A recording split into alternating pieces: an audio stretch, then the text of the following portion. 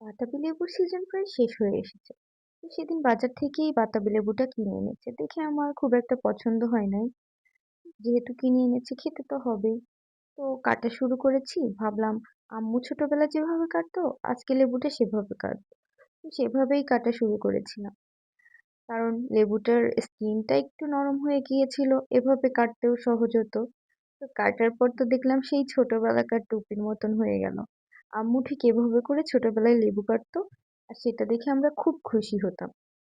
তো এখন লেবুটা খোলার পর দেখি লেবুটা তো পুরাই চিংড়ি মাছ। কারণ এটা দেখতে একদম সাদা। এই সাদা লেবুগুলা তো খুব বেশি দেখা যায় না। আমাদের একটা গাছ ছিল অনেক আগে, সেই গাছটা পরবর্তীতে কেটে ফেলা হয়, যার কারণে সাদা লেবু অনেক বছর দেখি না। তো এই দিন বাজার থেকে এই লেবুটা আনার পর দেখি যে এটা পুরো সাদা লেবু। দেখে তো খুবই ভালো লাগছিল। মুখে দিয়ে দেখলাম টেস্টটাও মোটামুটি ভালো। মোটামুটি বললে ভুল, লেবুটার টেস্টটা কিন্তু অনেক ভালো ছিল। আমরা সাধারণত লেবু সবসময় কাঁচামরিচ, বিট লবণ বা সাধারণ লবণ দিয়ে মেখে খাই। শুকনা মরিচ বা অন্য কিছু আমরা এখানে ইউজ করি না, কারণ এটাতে অনেক বেশি গ্যাস্ট্রিকের সমস্যা হয়। তো এভাবে খেতে কিন্তু অনেক মজা লাগে।